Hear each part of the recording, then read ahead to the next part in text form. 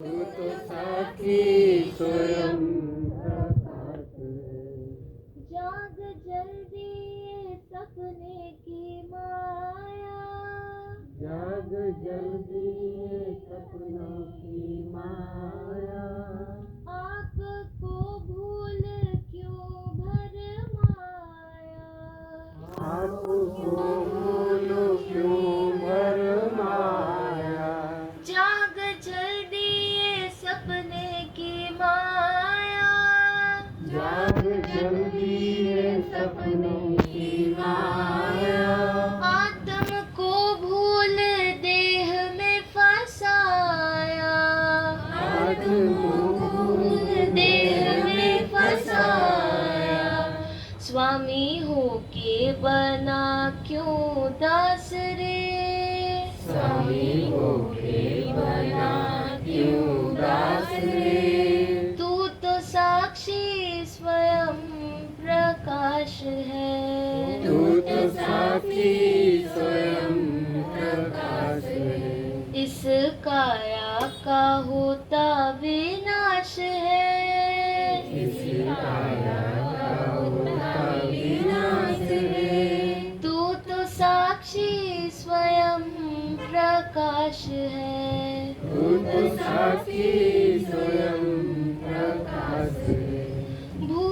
भूल तेरी है तू ही मिटा दे, भूल तेरी है तू ही मिटा दे। पूर्ण ब्रह्म हूँ निश्चय जगा ले, पूर्ण ब्रह्म हूँ निश्चय जगा ले। भूल तेरी है तू ही मिटा दे, भूल तेरी है तू ही मिटा दे। पूर्ण ब्रह्म हूँ निश्चय जगा ले, पूर्ण ब्रह्म हूँ निश्चय जगा ले। मिटे जन्म मरण की त्रास है, मिटे जन्म मरण की त्रास है। तू तो साक्षी स्वयं प्रकाश है, तू तो साक्षी स्वयं प्रकाश है। इस काया का होता विनाश है, इस काया का होता विनाश है। तू तो साक्षी स्वयं प्रकाश है, तू तो साक्षी स्वयं प्रकाश है। तू तो साक्षी स्वयं प्रकाश है, तू तो साक्षी स्वयं प्रकाश है। श्रोताओं के रूप में उपस्थित सभी दिव्य पुण्यात्माओं को मेरा प्रणाम। सभी लोग अपने बहिर्मुख मन को अंतर्मुखी करने के लिए अनात्मा से हटकर आत्मा की ओर लौटने के लिए पर प्रकाश से स्वयं प्रकाश की ओर आने के लिए अपने नेत्रों को बंद करें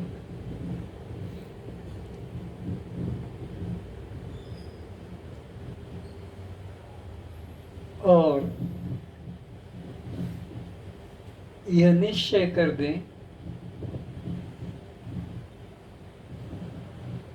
कि मेरे अलावा बाहर मेरा कोई नहीं है।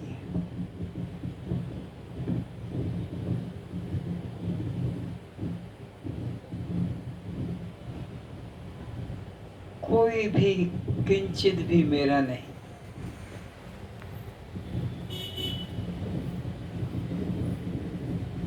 मेरे तो केवल एक प्रभु जी परमात्मा,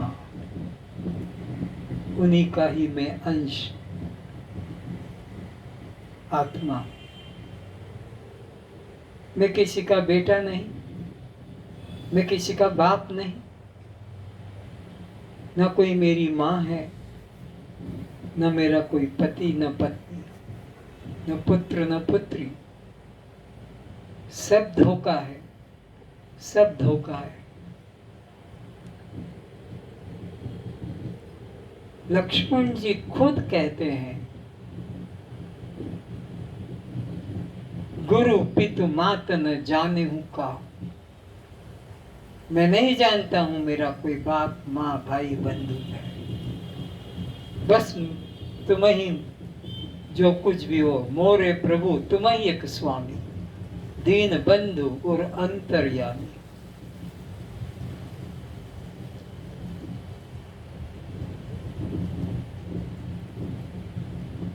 अगर ये मन में निश्चय हो जाए तो जीवन मुक्ति और पुनर्जन्म का कोई कारण ही नहीं। पुनर्जन्म का तो तुमने ही निमंत्रण देकर रिजर्वेशन कराया है,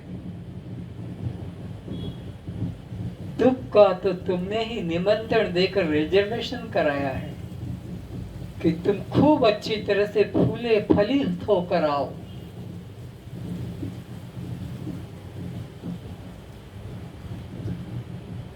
यो मेरा और मेरी और मेरे जो संग्रह करके बैठे हो, ये तुम निमंत्रण देकर बैठे हो कि अब मैं आ रहा हूं, तुम फूलो फलो, ताकि मुझे और अधिक से अधिक इन लोगों के लात जूते खाना पड़े और अधिक से अधिक मुझे दुख मिले। दुख कोई दूसरा नहीं दे रहा है, को न काहू सुख दुख कर दाता, न कोई दुख देने वाला न सुख देने वाला।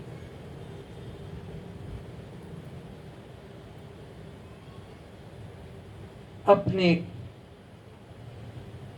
आप ही निमंत्रण करते हो दुख को और सुख को।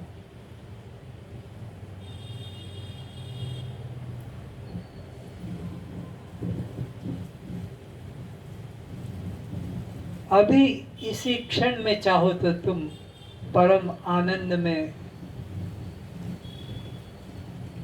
उतर सकते हो, डूब सकते हो।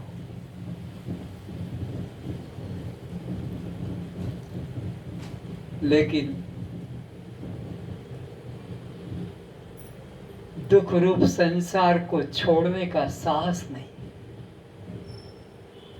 आनंद दूर नहीं, आनंद पाना नहीं, आनंद लाना नहीं, आनंद के लिए कोई कीमत चुकाना नहीं। ये तो तुम्हारी अपनी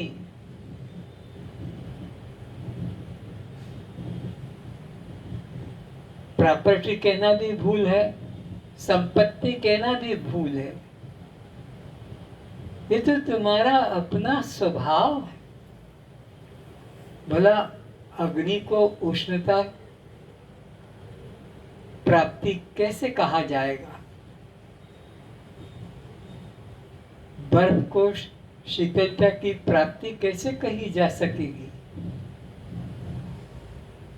मिश्री शक्कर गुड़ को मधुरता की प्राप्ति कैसे कही जा सकेगी? क्योंकि मिश्री गुड़ शक्कर से मधुरता भिन्न स्वभाव नहीं है, बर्फ से शीतलता ये भिन्न स्वभाव नहीं है, अग्नि से उष्णता भिन्न स्वभाव नहीं है।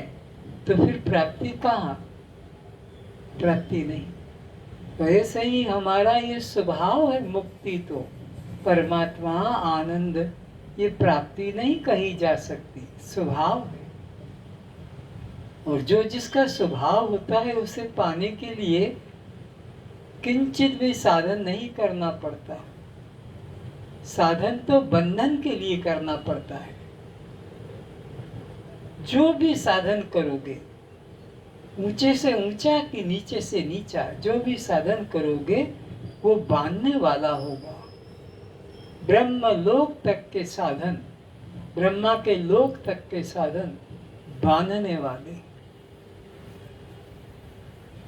आ ब्रह्म भूनान लोका पुनरावर्तिनो अर्जुन, ये बार बार तुम्हें जन्म मरण के चक्र में डालेंगे, ब्रह्मा के लोक तक भी। खुद ब्रह्मा विष्णु शंकर भी इसी सृष्टि में बार बार गति करते हैं, 84 में भटकते। तो मुक्ति आनंद आपका सहज स्वभाव, कुछ करना नहीं, बस केवल समझ की आवश्यकता है। समझ नहीं तो सब कुछ साधन व्यर्थ है, और समझ है तो वस्तु तो जहां की तहां रखी हुई है। कहीं खोजने जाना नहीं कस्तूरी के लिए मृग को, वस्तु तो जहां की तहां नाभि में ही रखी है, पर होश नहीं, बेहोश होकर बाहर ढूंढ रहा और मर जाता है। ठीक इसी तरह वो परमात्मा हृदय मंदिर में बैठा है और ये मूर्ख मूर्ति में, चित्रों में, तीर्थों में ढूंढता है।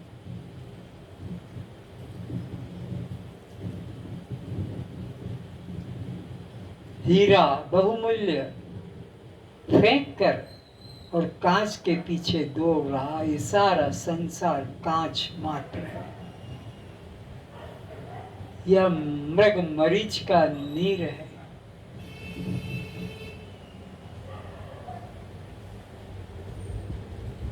कब तक भटकोगे, कब तक भटकोगे? क्या अभी तक इस संसार वालों के लात जूते खाते, डंडे खाते पेट नहीं भरा? और इच्छा है?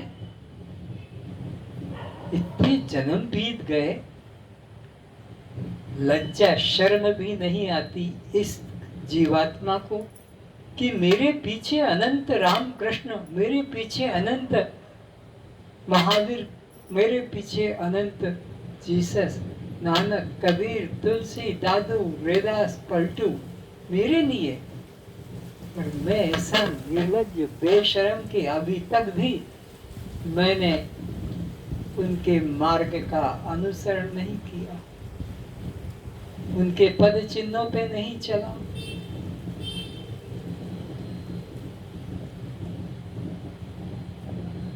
बहुत हो गया, अब तो इस जीवन की अंतिम कर डालो, इस जीवन को और फिर मुझे जन्म न लेना पड़े। हे प्रभु, इसी जीवन को अंतिम कर डालो।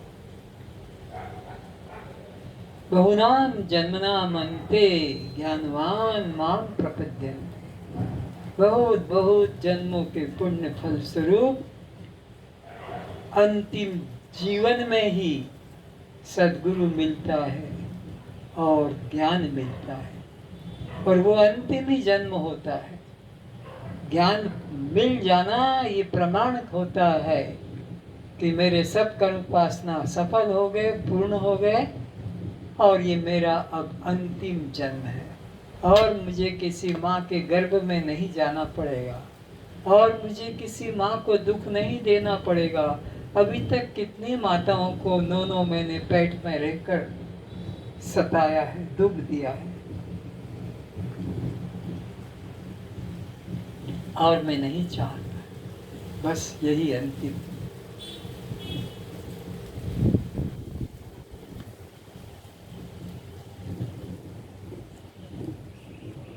शरीर जिसमें मैं भाव करके बैठे, यह जड़ है, यह अनात्मा है, ये शव है, ये पर प्रकाश है। लेकिन तुम चैतन्य हो, तुम शिव हो, तुम स्वयं प्रकाश हो। भला सूर्य दीपक की प्रतीक्षा करे, भला गंगा एक गिलास पानी की अपेक्षा करे,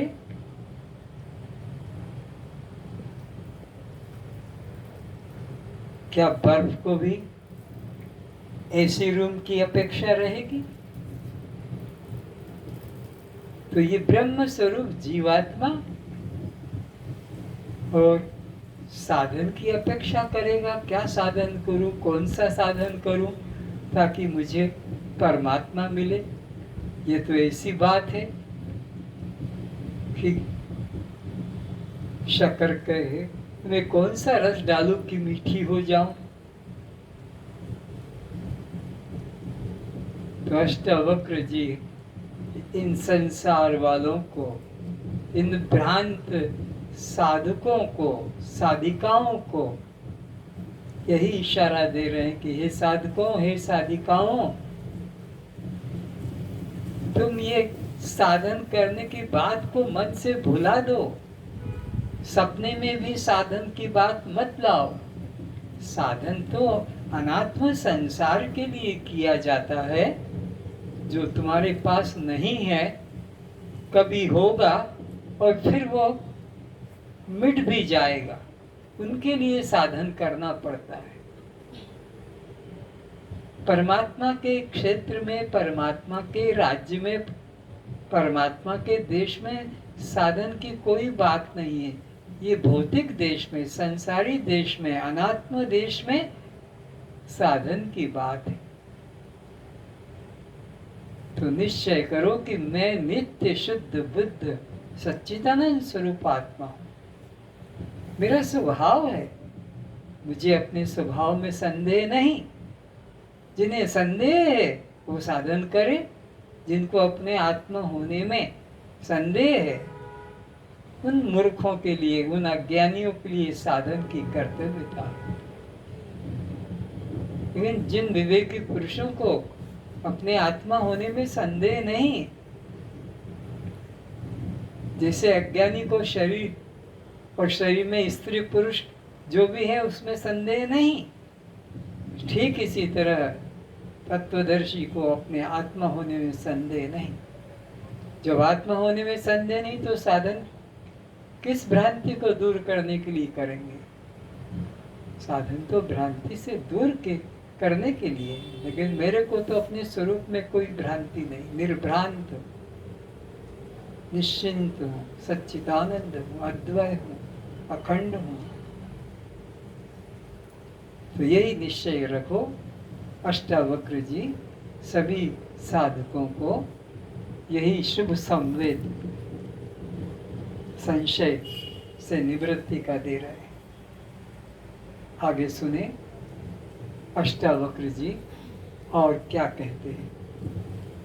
अष्टावक्र जी कहते हैं कि जीव को अपने किए शुभ अशुभ कर्म अनुसार उसे वर्तमान शरीर, परिवार, संबंध, भोग, दुख सुख, हानि लाभ, मान अपमान प्राप्त होता है। वर्तमान में जो भी जीव को दुख या सुख, मान या अपमान, लाभ या हानि, संयोग या वियोग, रोग या भोग जो जो प्राप्त हो रहा है, ये कोई देवता नहीं भेज रहा है, कोई दुश्मन नहीं भेज रहा है, कोई प्रेमी नहीं भेज रहा है, ईश्वर भी नहीं भेज रहा है। फिर क्यों हमारे जीवन में उतर रहे हैं ये मान अपमान, लाभ हानि, संयोग वियोग, रोग भोग? ये अपने किए कर्म से, जो जो जीव ने पिछले जन्म में या कभी भी कर्म किए हैं, उसी का ही वर्तमान में वह फल भोग रहा है। किसान के खेत में कुछ पैदा हो रहा है, किसी ने उसमें बीज नहीं डाला, न पानी ने, न प्रकाश ने, न पवन ने, न पृथ्वी ने। बीज ने अपना ही गुण प्रकट किया है, पानी के सहयोग से, प्रकाश के सहयोग से, पृथ्वी के सहयोग से। लेकिन खट्टा मीठा कड़वा ये न पानी से है, न खाद से है, न जमीन से है, न प्रकाश से है। तो वर्तमान में जिस जिस को जो जो कष्ट प्रत्यक्ष में अनुभव में आ रहा है, चाहे वो पिता के द्वारा हो, माता के द्वारा हो, पति के द्वारा हो, पत्नी के द्वारा हो, पुत्र पुत्री के द्वारा हो, तब मित्रों के द्वारा हो, मकान मालिक के द्वारा हो कि किराएदार के द्वारा हो, ये सारे संयोग कर्म से ही होते हैं। पिछले जन्म का जो लेन देन है वो आकर पूरा करते हैं। तो ईश्वर की तरफ से कोई आपको सजा नहीं, अपने किए कर्म का फल सभी जीव भोगते हैं। इसमें किसी देवता, ईश्वर या देह संबंधी जनों में से कोई भी उत्तरदायी नहीं है। तो आपके सुख दुख के जीवन के लिए विश्व में कोई उत्तरदायी नहीं है, और न तुम किसी को उत्तरदायी बनाना कि उसने ऐसा कराया इसलिए मेरा ऐसा हुआ। न को न काहू सुख दुख कर दाता, निज कृत कर्म भोग सब भ्राता। अपने सुख दुख के लिए अपने को ही जिम्मेदार जानो, नहीं तो नया कर्म बन जाएगा।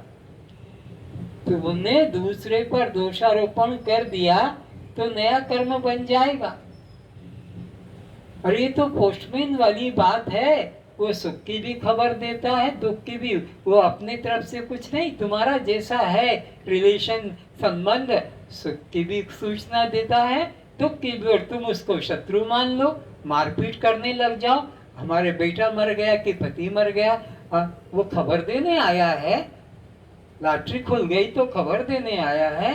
तुम उससे अपना शत्रु मित्रता मत करो, अपने कर्म का ही सब फल भोगते हैं। पर हम लोग क्या करते हैं, नया कर्म बना लेते हैं। उधर अंगली गई, बस ये नया कर्म बन गया।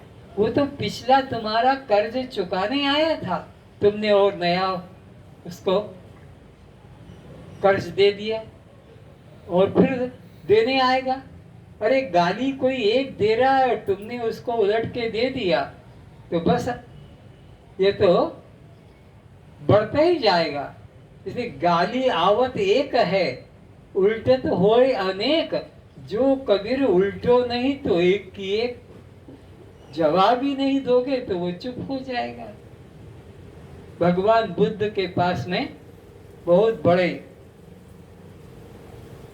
विद्वान, बहुत बड़े पंडित, और वो क्या देख रहे हैं कि उनके सातों बेटे, वो सातों बहुएं भी भगवान बुद्ध के सत्संग में जाने लगे। गांव के गांव, सब के सब। अब उन पंडित के पास कोई नहीं आ रहा, उनके बेटे तक नहीं आ रहे हैं, तो सोचे तो हमारा धंधा ही चौपट हो जाएगा, तो इसको गांव से निकालना चाहिए कैसे भी करके। तो वो हाथ में डंडा लेकर गाली देकर और पहुंचा। भगवान बुद्ध मुस्कुरा रहे हैं और कहा, बाबा बैठो, पानी पी लो, थक गए होगे, क्यों गाली देते, बहुत देर हो गई। हम आपसे एक बात पूछते हैं, आपके घर कोई मित्र वगैरह आते होंगे? हाँ आते होंगे। तुम्हें क्या मतलब? तो कुछ आपके लिए उपहार भी तो लाते होंगे? हाँ लाते होंगे। आपको इससे क्या मतलब? हमको ये मतलब है कि अगर वो उपहार जो लेकर आते हैं आपके घर और आप ना ले तो क्या होगा? क्या होगा उसका, उसके पास रहेगा। हम भी यही कहे कि महाराज जो आप उपहार दे रहे हो हम नहीं लेते, ये आपको अभी मुबारक रहे। और चोट लग गई, अरे ये तो बड़ी ऊंची बात है कि मेरी गाली को ये स्वीकार नहीं कर रहा। अरे तो हमने बहुत पहले से ही छोड़ दिया, लेना छोड़ ही दिया है। तो इसलिए हम वो क्या मल्टीपर्पज कर लेते हैं और चक्रवर्ती ब्याज की तरह बढ़ा देते। इसलिए तुम उलट के जवाब मत दो, सहन कर लो। हर अपने दुख का अपने को उत्तरदायी जानो, तो वो नया कर्म नहीं बनेगा। और नहीं तो तुमने किसी पर ऐसी उंगली उठा दी कि इसने ऐसा कराया, ये नया कर्म बन गया। इसीलिए ये जो आनापान क्रिया है, ये जो विपश्यना है, ये ही चमत्कार करती है। विपश्यना करने वाला, आनापान करने वाला, उसमें कर्म बनता ही नहीं। और तुम जो भी करोगे, चाहे जप करो, माला करो, पूजा करो, पाठ करो, हर तरह से कर्म बनता है, और कर्म बनेगा तो फल भोगना ही पड़ेगा, शुभ हो कि अशुभ हो, और उसके लिए पुनर्जन्म लेना ही पड़ेगा। इसलिए विपश्यना में कर्म नहीं बनता। एक ऐसी विद्या विश्व में है, यह हर संप्रदाय को अपनाना चाहिए।